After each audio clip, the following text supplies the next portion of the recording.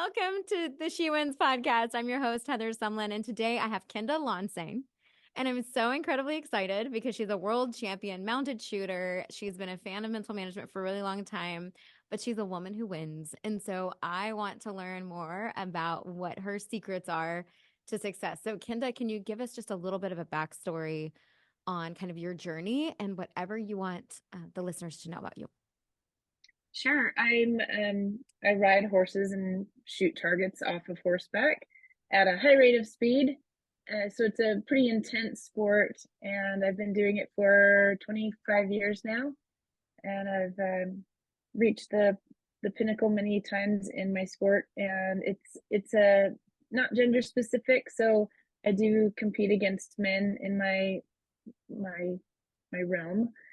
So it's just been a great ride for the last 25 years to be here talking with you now about my, like you said, my journey and what got me here. So, was there maybe a defining moment in your journey that you could talk about? I think about 8 or 10 years in to my path, I started to um, kind of hit a peak or a plateau, I guess, in what was setting me apart from the others, and that was my mental game. I obviously know how to ride a horse, I can shoot a gun, but what was setting others apart from where I wanted to be, it was all in the space between my two ears, and how I was able to kind of learn the program and master it in my mind as far as uh, study it to the point of making it part of my strategy, my daily life, my training techniques, everything that has given me success. I attribute it to this program. So you read with winning in mind first, I right? And did. then reached out, I think at some point, or I reached out to you. I can't remember. Something happened and we connected on Facebook a while back. And then you worked with my dad a little bit and you've just been successful. And you use mental management not only in your competitive side of things, but also in your coaching. So what's been the secret? Like, what are the things that you think you attribute to your success the most? Either one or two little tips that you could give that have been most successful for you? As far as just tips and tricks of the program, I think the mental rehearsal has been key in my program, because my sport is high adrenaline, it's high stress. We're racing against the clock, and it has to be nailed with precision every time. And when nerves come in and stress and pressure come into play, that's when I think some people who don't have this tool in their bag can easily fall apart. And I think that has been probably the biggest change in me as far as a competitor, and how I approach big shoots, little shoots, anywhere I'm going, how I approach it, it's all in my mindset, and it's an already won mind game, because that's just the way you have to look at it. So you win before you enter the ring or I before the do. arena. I do. I mean, it doesn't always play out that way. Obviously, things happen, but if I go in with that mindset already, it brings me so much confidence in acting out what's already been played out in my mind, and that's been key to my success. So what's your advice to your students? What do you think? What do they seem to struggle with the most mentally?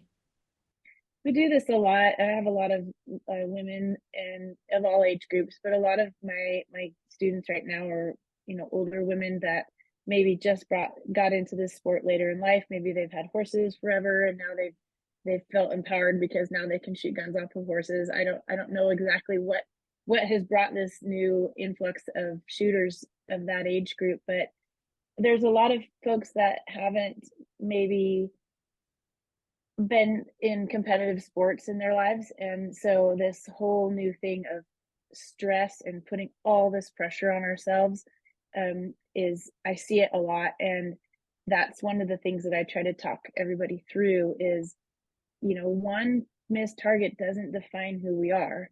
It doesn't mean this is the end of the world. We can work harder, we can do more. And I think that is where that's what I try to encourage my students and my people to really think about is this, tomorrow nobody's going to remember this but you. it's not the end of the world. It's one target, and it doesn't define who you are. And I think that helps. I hope it helps anyway, because it helps me. The more I say it, the more I believe it. Well, I think it should really help because that one, if there was a missed target, that doesn't define you as a person. I mean, even your results, even if your results are great, that doesn't actually define you. It's the character that you build along the way. Like dad always says, overcoming is the currency of champions. And that if you didn't have any adversity, you probably wouldn't reach very high heights. Right. Exactly. I think it's kind of important to have those moments. Maybe we want to have those moments in the beginning, not towards the end. I don't know. Maybe we want to have Right. this early. I don't know. What's been the hardest? Like you said, you compete with men. So I'm curious, how do you define winning? What does a winning mean to you? Personal accomplishment every time. I mean, yeah, the trophies are nice, the checks are nice, the attention is nice, but to me, it's about personal accomplishment. And like I said, I've been doing this a really long time, and I've won the world overall 5 times. And people say, well, what's next? What's next for you? You've already done it all. What's next? But I think no. To me, it starts over every time, because at any time, any one of us could rise to the top or have a hard day. So I think that's that's what keeps me going. And part of that whole thing is to start over every time. The plan has to stay the same all the time. So do you ever foresee a future where you won't be doing mounted shooting? I'm sure, my body's probably going to give out before we know it. I've been tossed around and tossed off of horses my whole life. And right now I'm still in great physical shape and great mental shape. So I don't foresee that happening anytime soon. But yeah, I'm sure, as with all athletes, comes a time in one's career where you have to stop and say, okay, to what degree do I want to continue doing this? And that's where, probably like your dad, that's where he developed this program. And now he's got this is the reason that you and I are talking with each other right now, is there are other ways to go about making changes in your life or your career as you go on. And it might not be that I'm going to ride as hard as I used to, but for now, I'm not stopping anytime soon. I figured you wouldn't. I figured you weren't going to give up anytime soon. You're going to go for No. another sixth overall world championship title, I would imagine. What's it like? Well, yeah. Oh, between you and me and whoever's listening, what's it like to beat the men? I'm sorry, can you What, repeat that? what's it like to beat the men? Oh gosh. Well, let me tell you, it's exciting. It's not just exciting for me as a personal accomplishment, but I don't know, to kind of blaze the path for women and girls all over, not just in mounted shooting, but like there's women athletes out there that do beat the men in other disciplines, and I think like I have so much respect for what they're doing, because I wouldn't say that some of the odds are stacked against us, but sometimes there are, with just limitations one way or the other, whether my upper body strength isn't the same, or maybe my I don't have as much of an ego, or what, or I worry too much. There's a lot of things that women kind of overthink. At least I know I do. And for me to play that mental game, to think like I don't care, boy or girl, this one is mine to win. And I think because my sport is a cumulative score over 5 stages, to see, or to be able to ride that wave all the way through the match, when it comes down to the very last stage and there's 2/10 or 2/100 separating the top 5 riders, and I'm the only woman in the game. I think that, I mean, that it's so nerve wracking and it's so stressful, but it is amazing when it comes out the way you want. I love that. I love that. So tell me about a time, if you can think of one, where you had to create or find a solution to a problem that might have been holding you back from success. And it could be the mental game, but maybe there's even something else. Well, I mean, physically speaking, when I get banged up, I broke my leg last year. I guess it's been a year and a half ago. And so to have to stop midway through the season, I didn't get to go to the world championship that year. I didn't get to finish out my season because I was in a chair and on crutches. So that part was really hard, just to try to keep myself motivated and keep myself chipper when I live my life on the back of a horse. I live my life outside, and to be stuck in a chair is not fun. So that was kind of one of the things that hit hard. And then as far as mentally speaking, just all the constant battles I think that we all play in our head with the, I hope I don't miss, or I hope I don't fail, and I hope I don't do this, and all those things that you have to turn around to turn them into positives, obviously, and to rise above when those little things start entering your mind, to make that change, to think differently. So what do you do with those thoughts? Because obviously they happen to everyone, right? So what do you do with If them? I just turn it around right away, and I think, no, you've trained hard, you've put the time in. I try to like talk myself off the ledge, and a lot of times it happens during the match, the morning of the last day, or the morning of a big shoot, or whatever it is. I just think all those thoughts start to enter my head, as like you said, it happens to everybody.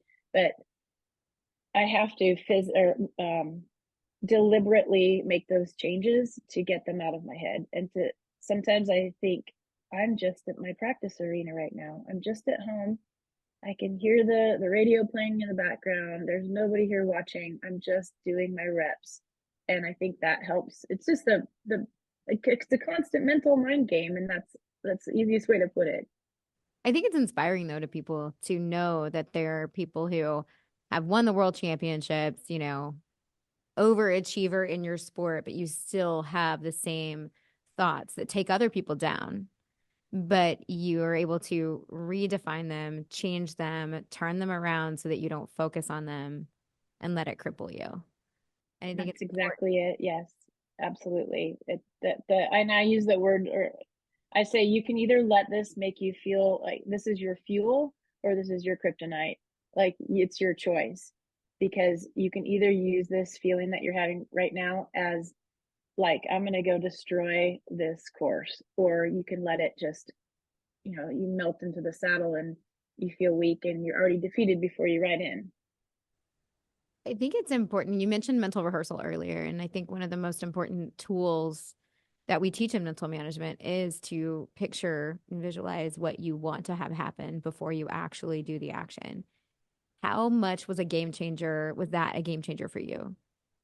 100%.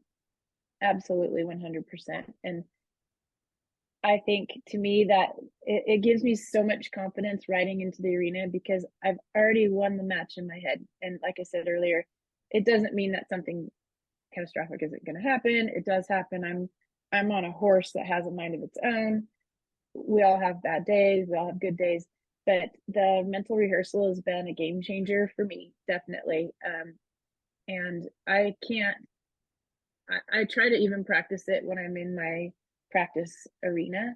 Just it's just me and a couple of friends, and we're having a good time. We're out here shooting targets, and everybody's just going about it easy. But I think, no, okay, Kenda, it's your turn. Okay, what do? I stop, I breathe, I close my eyes, I picture what I want to happen, and then execute it. And I think another big piece of advice that I give to people is to treat every run like you are at the world finals, or you are in front of 10,000 people.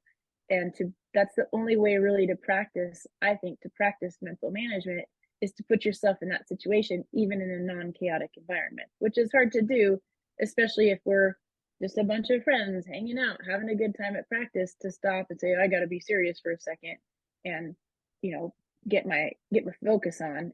But it really, really does work. And that way, when I do get to the big events, I don't have to try to find the focus, because it's already there. It's already part of my like three-pronged approach, which is riding, shooting, and mental.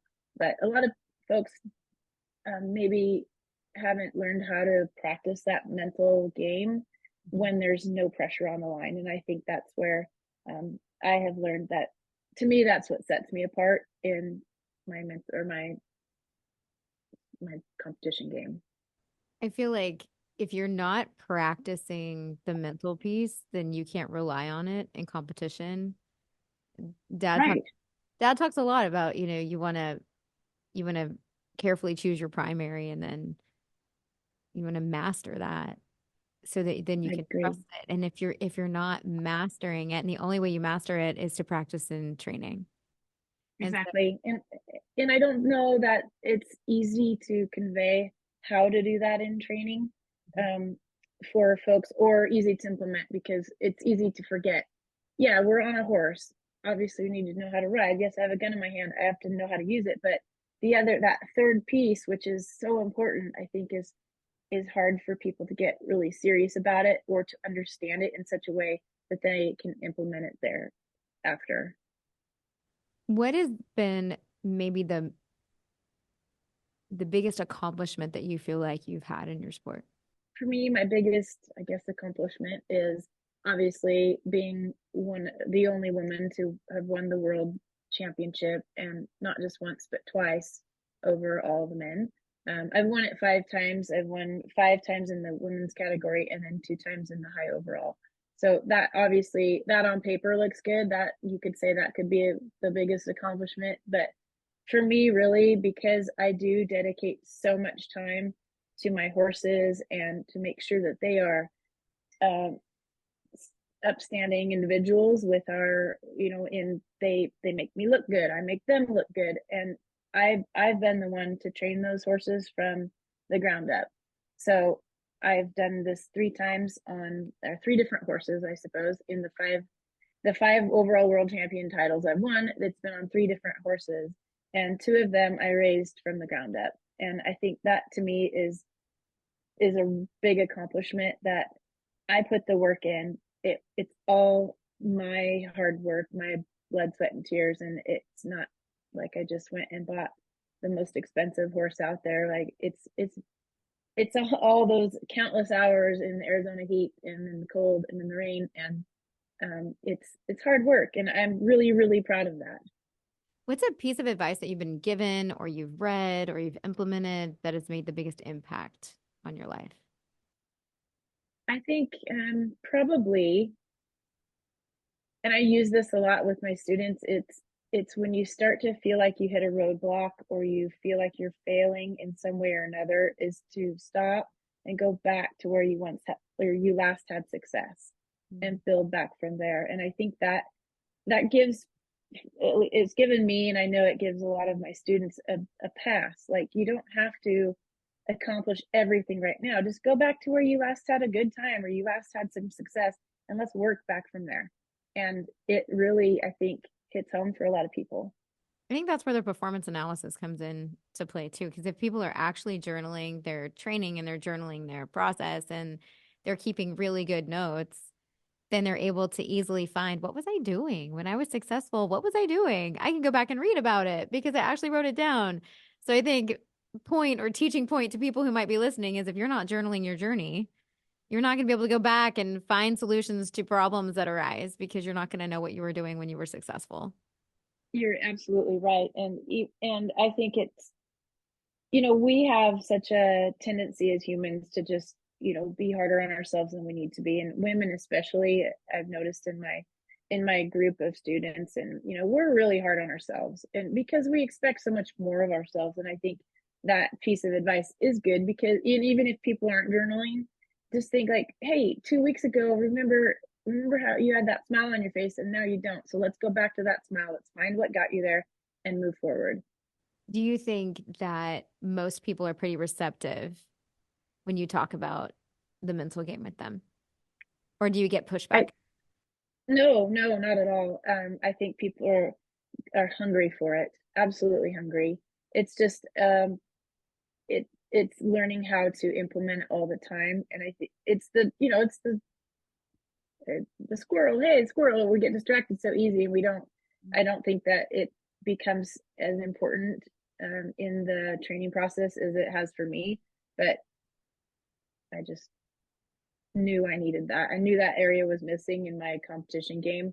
And, it depends on, are we just doing this for fun, or do I want to make a career out of it? How important is it?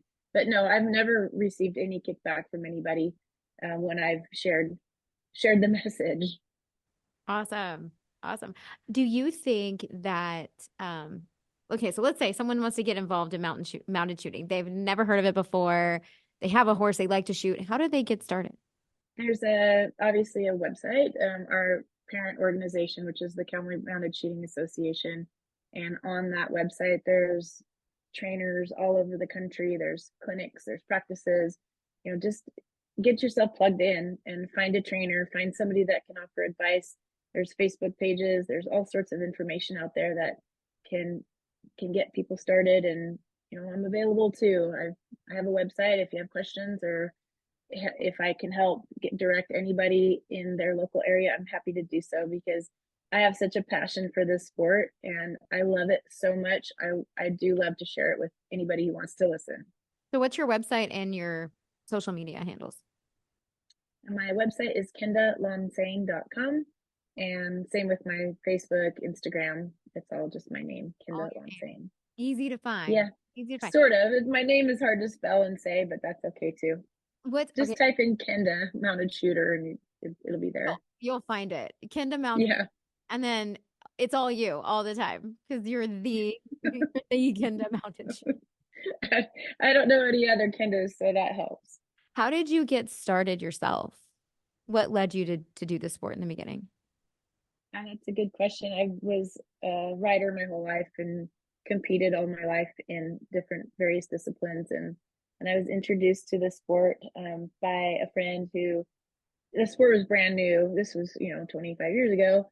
The sport was just getting started, and I was invited to go watch a demonstration that they were doing at one of the local rodeos. And I thought, well, that's kind of looks a little hillbilly to me, because it was the sport was young, so there was a lot of untrained horses and wild kind of wild earth cowboys out there running around on these horses that were just running from gunfire. They didn't really understand it. So it was pretty wild back then, but I was coerced into trying it. And once I ran that first ride, I thought, oh gosh, this is something I need to do. If nothing else, just for a hobby. And that hobby turned into what it is today for me. So it's been a long road, but I wouldn't change one thing.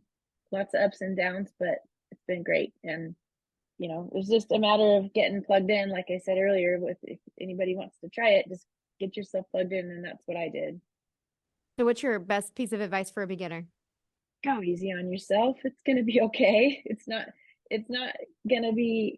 We're not born these champions, and I see that a lot with these girls who are so hard on themselves. And um, like, enjoy the process. It's not going to be easy. You might not hit all your targets straight off the bat. Your horse might not love gunfire from the get-go, but just trust the process, that it takes time. It takes time to build this game. And also to try not to compare yourself to your instructor, because she's been doing it a really long time.